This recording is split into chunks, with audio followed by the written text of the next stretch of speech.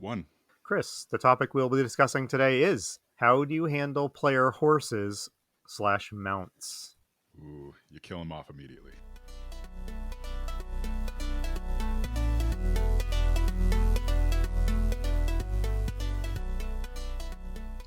Hello, and welcome to Roll for Topic, a roundtable discussion about topics related to running role-playing games. I'm Chris Salzman. And I'm Andy Rao.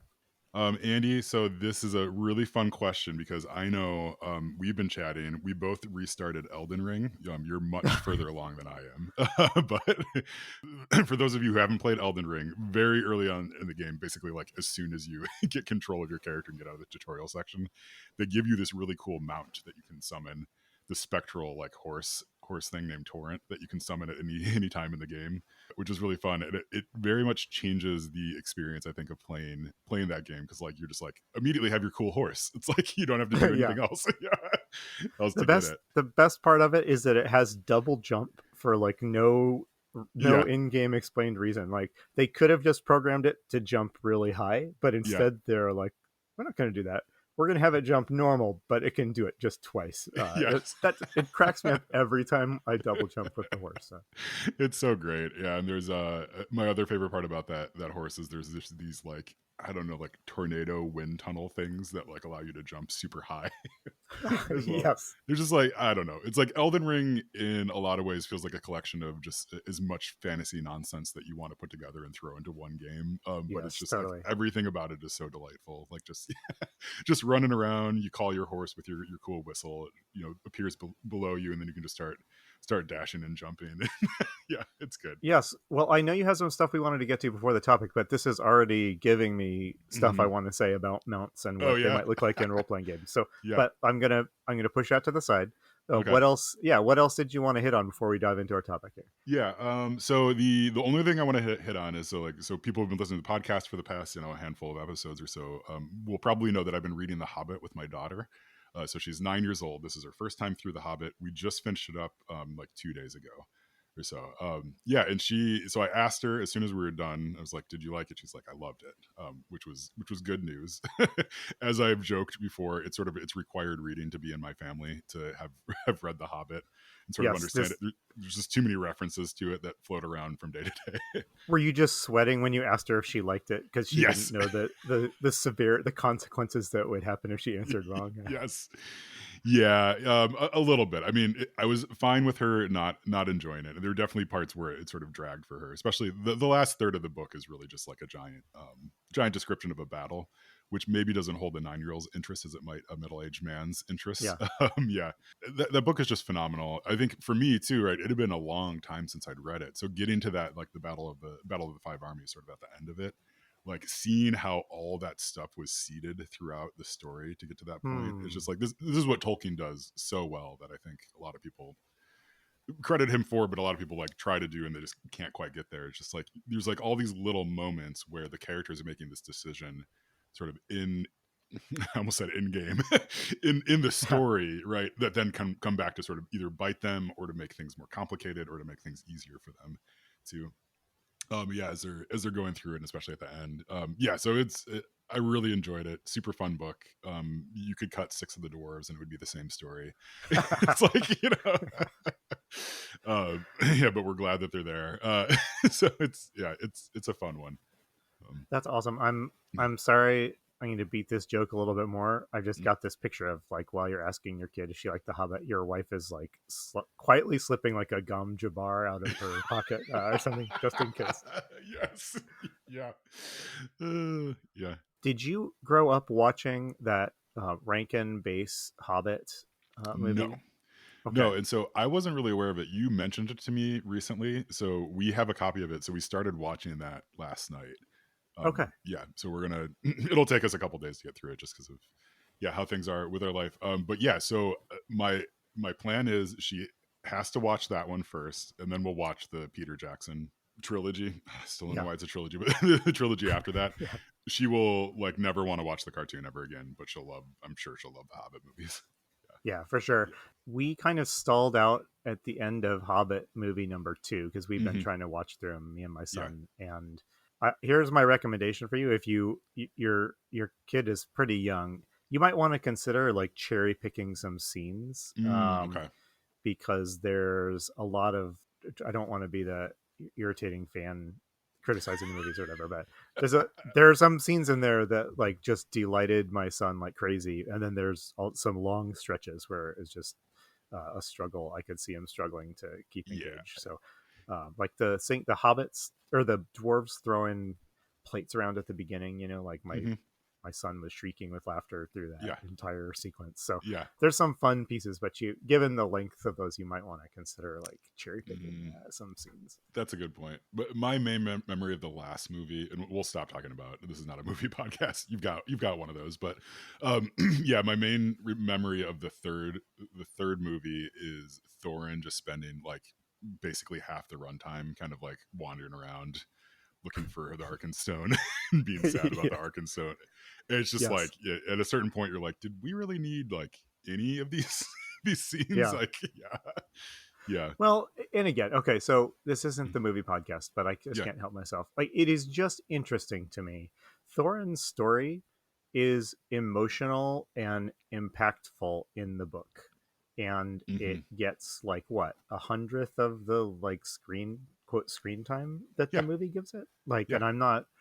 I think the movie correctly understands that his character flaws are like one of the book's compelling like through lines, and Hmm. so I think the movie was right to focus on that. But at the same time, focusing on it to that extent, like it didn't add to the power of Thorin being who he is and Hmm. realizing only at the end, understanding his own character accurately only at the end. I mean, that's a really moving scene in the book, Hmm. and I don't know. Yeah, Yeah, it doesn't quite hit in the movies yeah, for some reason.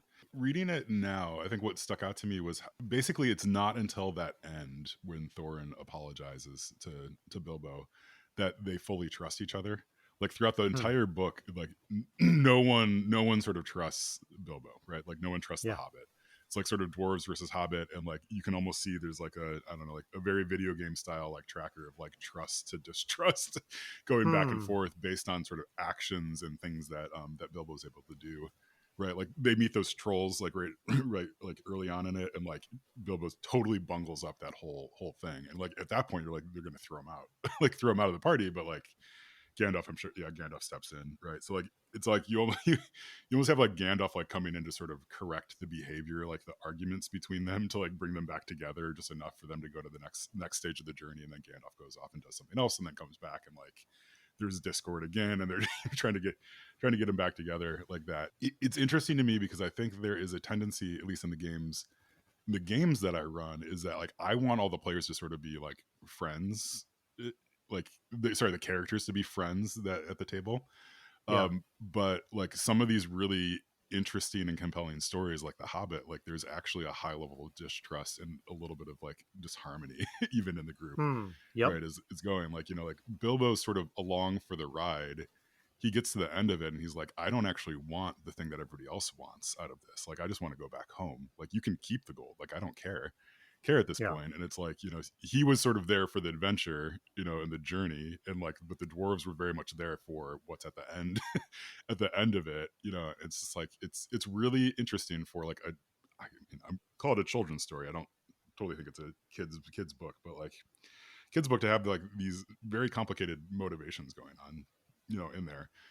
Yeah, like you mentioned with Thorin, like right, he has this whole arc that he goes through as well, like, and it's a very like kingly arc, I guess, if you will, right? Like yeah, yeah, for him it's like the gold and the treasure is one thing, but it's also taking back the mountain is the other thing. I think some of the other dwarves probably they're just there for the treasure, getting Bilbo's along for the ride. Gandalf is trying to make things happen in the world, to sort of right some wrongs and like good triumph over evil, that sort of stuff. But yeah, it's a fascinating book to me because it is like this fun little story.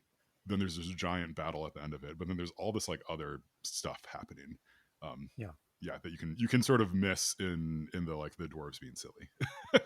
My mind went to when you were talking about the Bilbo kind of slowly gaining and maybe sometimes losing like a positive relationship with Thorn and the dwarves based on what's Hmm. happening in the story. As I have a sequence coming up in the game, um, in my home game Mm-hmm. where the players, I'm trying to figure out how to do this. Like the players are going to be turned loose into a fairly sandbox situation, but their goal is they need to gain the trust.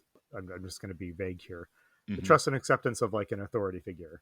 And the way they do that is they need to go out, and in the sandbox they need to do a bunch of stuff demonstrating their trustworthiness or their goodness. They don't have to do all of it, but they have to do enough of it to kind of accumulate, like, Mm-hmm. okay, you guys are good guys, you're on my team. And so I've just been thinking like how the extent to which I make that relationship like a number that I'm tracking, Yeah. you know, Yeah. like, and if I'm making it a gamey number, like you have to get to relationship level 20 with this guy, Yes. Yeah. and each of these little side quests you do will give you, 4 points. And if you do, if you screw up a side quest, you only get 2 points. Do Mm-hmm. I want Yeah. to game it out like that? And if I'm Yeah. gonna game it like that, do I just straight up tell the players like, here's all the things you can do, here's like the point value they'll add to your relationship, I'll let you guys figure out which of these strategize, which of these you want to do. Mm-hmm. Is that fun, or is that too mechanical? Am I taking Yeah. away, should I just freeform it? Like, yeah, I feel like you guys have, over the last month of game nights, you guys have demonstrated your loyalty and he is okay with you. So Mm-hmm. I don't know if that was a logical thing to get from your Hobbit talk, but I do have No. any quick thoughts about that. Yeah. No. I How might think. you handle that?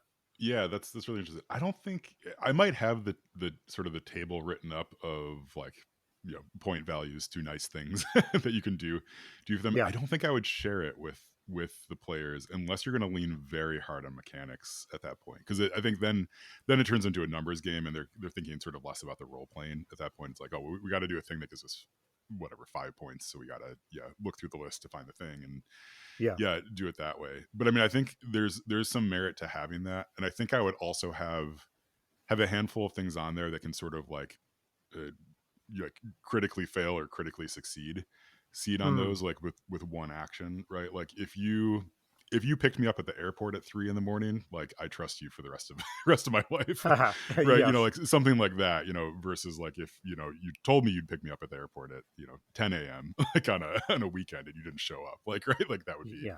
like, how do I trust you ever again, right? Because I think like that's more how friendships and relationships happen. I think is like sometimes it's just, like, you can just do like the one nice thing and you'll forever have like good feelings about that person and give them the benefit of the doubt from Hmm. there on out. Yeah, and I think that's probably like just evolutionarily that's a good move for us to do that, so Yeah. we don't have to constantly reprove ourselves over and over to Yes. everybody. But yeah, so I mean, I think there's some fun stuff you could do there. I mean, you might also like, I think if you're going to think about it in terms of, are you going to think about it in terms of like scenes that they can do with them, or this like stuff that they have to do as they're going along It's with the more rest of just the like, adventure? here's this region of the world, it needs a lot of help. Mm-hmm. So if you pitch in enough to show that you're like really good people and valuable to have around, you'll have earned the trust of Mm-hmm. the person. So it's, this old lady needs help crossing the street, so that's a quick little encounter. Or Mm-hmm. there's like goblins have taken over the town hall, and you've it's Mm, a full multi-hour dungeon crawl to clear them out, like yeah. a range of stuff like that. Yeah, I started thinking about Diablo, like the Diablo quests, like like Hmm. you have some of those things where sometimes it's just like you're bringing something to, you're doing like a fetch quest, or you're yeah, finding someone, bringing someone else somewhere, or going out to clear out a dungeon, like that sort of stuff. I mean, so like there's probably a fun way I think you could present that to the players, to where it doesn't feel like it's just a mechanical like here's some numbers. Like I'm almost thinking like, is there like a way to frame it as like a skill tree, or like a chart or a clock or something like that, that removes a Hmm. little bit of just the pure numbers, but also gives them a very clear indication of like how they're progressing in this, especially if that's their goal, right? If their goal is to win this person over, like maybe having Yes. Yes. having like the thermometer that you're you're filling in as Uh-huh. like they're Yeah. getting donations or whatever. Like having something like that could actually be pretty fun for them. I just tend to overthink these things. When I think about like, whatever, do I have the thermometer at the game Mhm. table and I fill it Yeah, in, or a clock that I'm filling in pies of the clock, which I yeah, love clocks.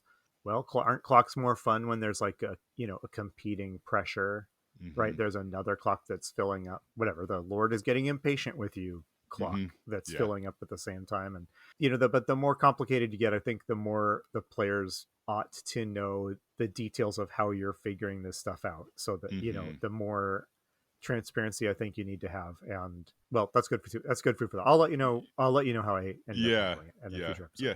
I mean, it's like like I feel like Blades in the Dark does this pretty well with like clocks, but also weaving them into role playing as well, right? So like there are like just times at which you're just sort of rolling to see how many little sections you're going to fill in on the clock, Yeah. right? Like so you can do that, but then I think there's going to be like the description of what you did and how it did that, right? Like that's where like some fun role playing can happen still Yeah. too. Like I mean, I'm sure there's a way to play. I think Blaze in the Dark where like there's almost no narrative back and forth, but I think you miss out on a ton of stuff if there's not Yes. a description of Absolutely. like, oh, like I'm gonna do this project to I don't know start building a bridge between this town and that town, right? So the GM's like, well, it's going to take you, 10, like it's going to be a 10 segment clock, right?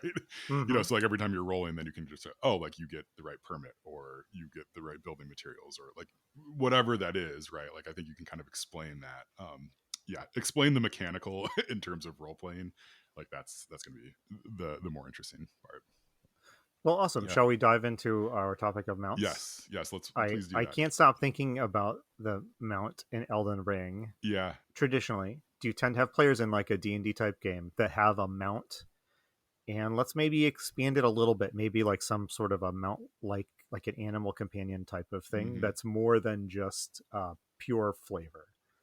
Yeah, I'm thinking about like warlock characters that have had like familiars in games, which I want to come back to that. But like yeah, so that there was also I ran like a little like one shot, two shot where it was like a traveling group of performers, and so they had like this weird like it was sort of like Howl's Moving Castle, but like a lot smaller, right? Like think Mm-hmm. about that.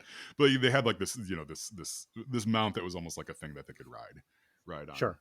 as well. Like, and so I really like this concept. I think for me, where these things fall down, especially in like fantasy, like yeah, in like more tactical games, is like the mechanical advantage that they can give you, right? Because Yeah. like I've had players that like they want to jump on a horse, right, and do stuff, and it's like, well, how do we, like, yeah, like how do we like weave that into the narrative and like figure out the mechanics of it too without it being like taking away from the experience of what's happening at the table, right? So Yeah. like in the example of like the familiars for like with warlocks and stuff, like that can give them such a huge mechanical advantage. It can kind of break dungeons in a way, right? If you can have this thing that can fly around ahead of you and kind of scope things out, and or fly up and into the air and kind of see down on what's going on for you too, because it's like not everybody can do that, but then you have sort of this like all-seeing eye that you've you've inserted into the scene Yeah. too, right? So like there's what I found is like when those things start to get interjected, it can become antagonistic between the GM and the players a little bit. At least this is more a me thing than anything. It's like yeah, like okay, yes, you have this familiar that you can send out to like go like scope around, but like that takes away a lot of the fun of, of this Yes. experience, right? Yeah, so I don't want you to have that necessarily, right? Because it's like, well, okay, you've solved this problem with your hammer, but I think it would be more fun if you didn't have that hammer.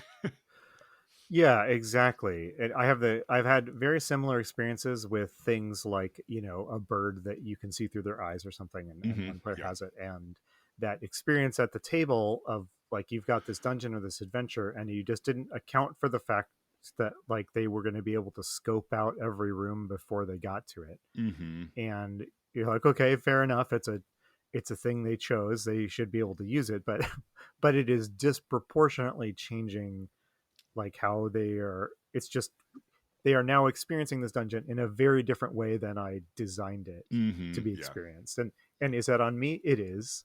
Does it feel like one stupid detail is like exerting an overwhelming amount of impact on the adventure, yes. Mm-hmm. But thinking about mounts, so I will confess I don't really like mounts in role playing games, and Mm-hmm. again talking like D&D type adventure games. And my experience with it was set pretty strongly when I was a young GM, and I was running games in a system where mounted combat gave you a huge battlefield advantage over Mm-hmm. unmounted foes. Mm-hmm. So all of the players, and I'm just talking sheer numbers. So and this is like Rollmaster and Millith role playing. I mean, if you were charging a goblin on a horse, with a spear or whatever, you were just going to slaughter that thing Yeah. in a way that you weren't going to be able to do if you were down on the ground, like melee combating it. So players have this mechanical incentive to have mounts, and it makes sense, right? People in fantasy stories have horses, right? Mm-hmm. Yeah. It's a people in medieval, adventures in medieval settings have horses. But what I found is like I was just faced with that choice of like, okay, now every combat needs to be like every cool combat scene I come up with needs to be rethought to take into account that it's now going to be like a bunch of heavily armed mounted warriors, like Mm-hmm. sprinting huge distances with incredible mobility. And Yes. so I've got to like we're in this arms race now. I'm going to have to, now the goblins all have to have mounts or whatever, right? Mm-hmm. So you have that tactical consideration that starts to flavor everything. And then I started to get irritated because an awful lot of like D&D adventuring just doesn't this D&D adventuring just doesn't really have room for like somebody to have a horse along with them. Because when they go in the dungeon, the horse is not going down into the dungeon with them, right? So they've got to like park the horse out somewhere. Now the bad guys? That's a big vulnerability. So now every time we do this, the bad guys are going to have to try and take out the horse, Mm-hmm. or what? I mean, Yes. it Yeah. it now I'm thinking about all the stuff that's not the dungeon that was exciting. Mm-hmm. Well, the PCs have this vulnerability. I need to exploit it. What I'm trying to say is having those horses was cool and it felt mostly in genre, but Mm-hmm. it just did not feel like the game was really meant for you to have a mount in any sort of tactical situation.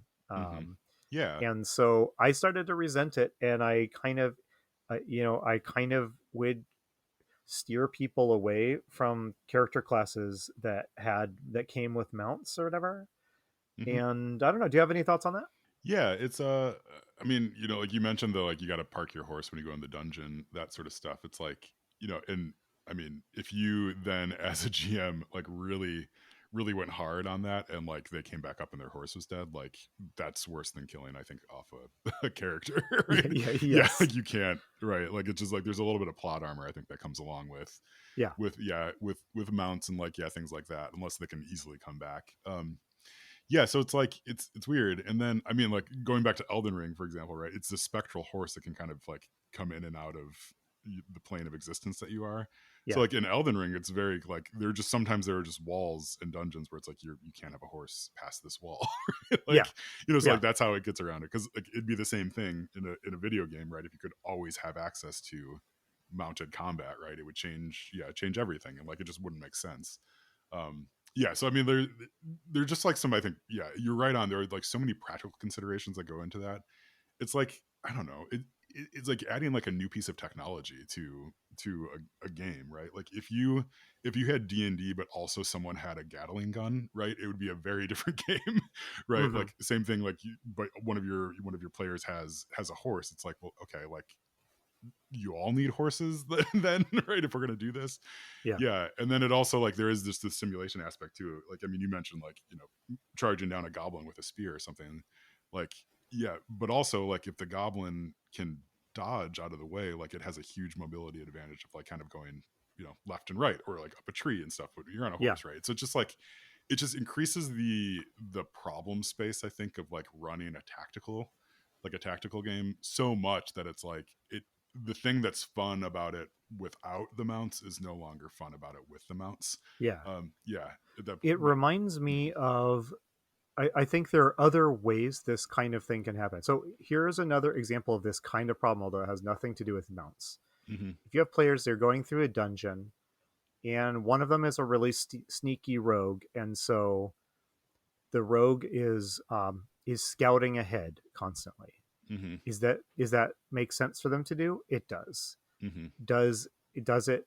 I mean, and I guess we're kind of talking about that. If I have a bird who I can see through their eyes, does it affect every single encounter now because your rogue is doing the realistic, plausible thing of scouting ahead, but now you can't all this, you can't ambush the players like you're hoping, you can't surprise them with like a stunning vista or Mm-hmm. something because your scout saw it first and then reported it back to the Yeah. party. So when that happens, my mind goes to, can I abstract this into a mechanical advantage so we don't have to waste time role playing through the scout, like scouting ahead, Mm-hmm. and just at every single room and bring the whole game screeching to a halt. Mm-hmm. Can I abstract this? So could I just represent this with like, well, if you say you're always scouting ahead, I'm just going to give the whole party a blanket +2 to perception against being Oh surprised yeah. or something. Yeah. I mean, I like that because then it lets me push away this irritating element that I don't want to deal with the simulationist aspects of it. Mm-hmm. But it is, I am then, you are tossing the simulation part off to the side Mm-hmm. because what you're dealing with is like now this kind of abstracted experience that doesn't really represent what the player characters are really experiencing, which is that Yeah. their friend is reporting back to them that in the room ahead there's a chasm and he timed the guard, he Yeah. timed when the guards come through it and stuff like that. So Yeah. I feel like that with mounts, like, so my brain wants to be like, well, you've all got mounts. I don't really want to play out what it means to have a mount all the time. So what if Mm-hmm. what if just in any outdoor space your speed is all +10 movement per Mm-hmm. turn, right? Yeah. That sounds pretty boring and weak, but like that's where my mind wants to go because Yeah.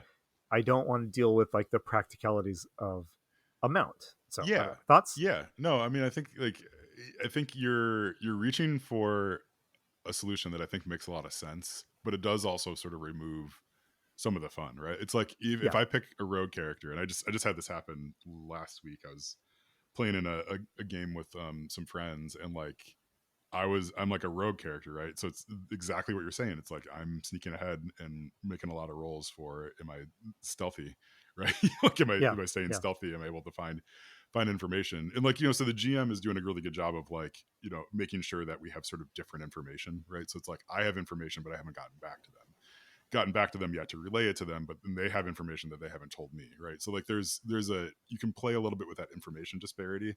I think Yeah. in like the rogue example, it's harder when it's like the familiar, where it's just like, I don't know, you just have sort of like a roving security camera, right? So Right. you're Right. just like, kind of repeating back everything. But like, yeah, so I think like, yeah, so like I wouldn't want to like remove the, hey, you just all get +2 on whatever perception rolls. Like that feels like that diminishes why someone wants to be a rogue. But Yes. like I absolutely hear you with like the mount is just this like, it's just like such a different thing.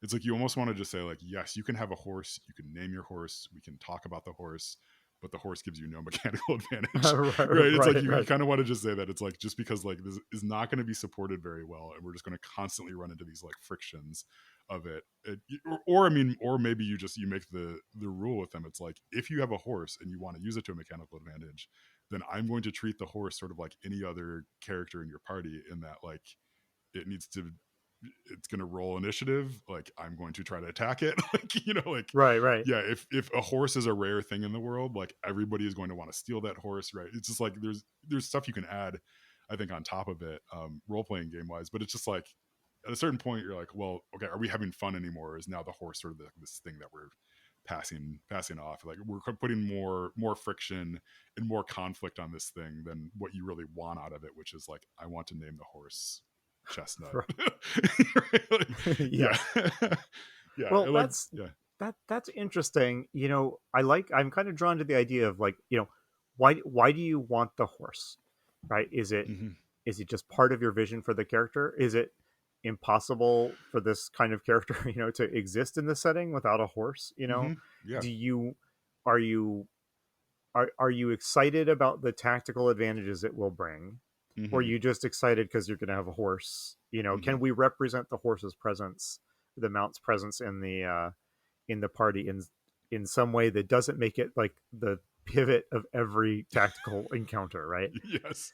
I Yeah. think thinking Elden Ring.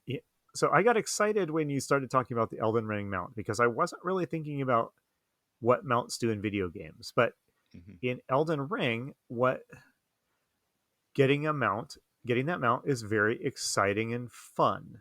Hmm. It makes the game more fun to have it because the game world it lets the game designers say what like well, it just adds stuff you can do that's fun. Hmm. It now the game can have places that you need a mount to get to. That's exciting from like the game designer perspective because now you can make stuff that you couldn't think of a way that a person on foot could get up here, but if they have a mount that can double jump or jump in those horse launchers that Elden Ring has, which are Yes. Yeah. just delightful. Uh, so that's like it's like a purely additive thing, and because it's a video game, Elden Ring, like you say, you cross the line, you cross a glowing blue line when you go into a dungeon and your horse just vanishes off the Hmm. screen. Yes. uh Yeah. you know so you don't have to find a tree to hook it up to or whatever like that. Yeah. So it's like this purely additive thing that they just that a video game just takes away and it doesn't feel any need to explain to you why it's doing it. Yeah. Your Yeah. horse vanished and you are now just standing on your own 2 feet. Hmm.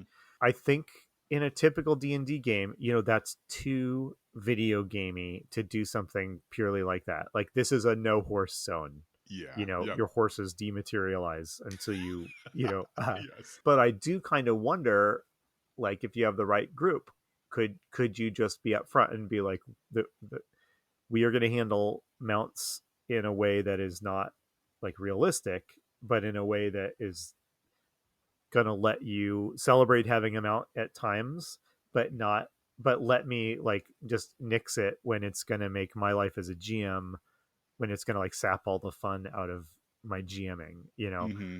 I don't know. I mean, I think most of the people I play with would probably be fine with that.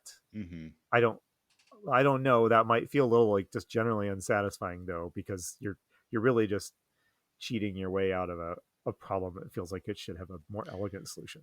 Yeah. Yeah. It is. It is very tricky because I mean I think there is some fun to be had. Like I don't know. Like if you are, it's like fun in small doses, right? Like it would be very fun to have a session where it's like, okay, you all have horses and you're fighting a bunch of other people that have horses, right? Like so then combat can feel very different.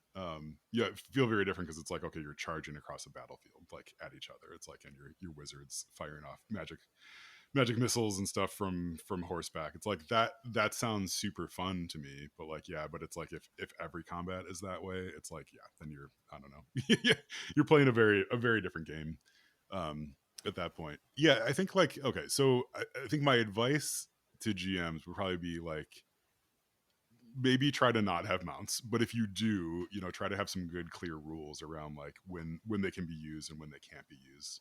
Yeah.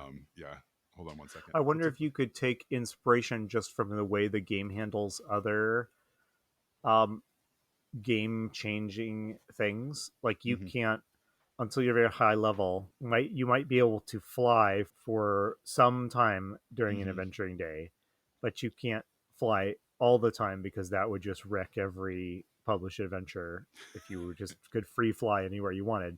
Yeah. So whatever. So the fly spell has a limited duration, and Hmm. it uses up a spell slot and all that stuff. Like so, you have those limits built in. It's like a special power because Hmm. it lets you break the game for a little bit. Yeah. Could Are there ways without just totally throwing simulation to the side? Are there ways that whatever you can call on your mount twice?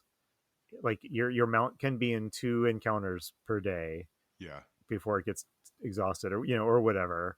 Hmm. Just put a tight limit on it so that it feels really awesome when you're like, this is an important fight. I am getting on Smokey the horse here, Yeah. to fight this boss battle. but it isn't like it's not an ever present thing in the same way. If like one player was just permanently flying and none of the others were, that would get old almost instantly, and you Yeah. would you would be desperate to strip that power away from the player. Yes. Yeah, I mean, I think like I don't know enough about like real world battle tactics to know the answer to this, but I'm sure if faced with mounted combat over and over, like your enemy's going to figure out ways to sort of make that less fun for you, Yeah, and like have defenses for it. And again, like if you're going back to like you have sort of a named mount, like you're not going to want to put it in danger that yeah, often. So maybe it's like you get away with this once, but then the next time, like any surviving goblins have spread the word, like hey, these people have yeah. have these horses that they're using. I'm also thinking about like in like Lord of the Rings, like right, like the horses just like bolt right at certain points. Hmm. Like Bill the Yep. pony is the only one that makes it back, right? Like, and it's a very very cool thing. Like Bill the pony almost has like its own personality. Um, in that story, right? But like for the most part, they're used to sort of get around a little bit, but also to carry stuff as Yes. well. Like same thing in the Hobbit, right? Like towards the end of it, there's a pony that Bilbo's taking back, and like they find some gold that they had stashed with the troll, like where they encountered the trolls, and they're just like, well, I don't know. Like there's a conversation about like can the pony handle more weight, to like take it back, Yeah. right?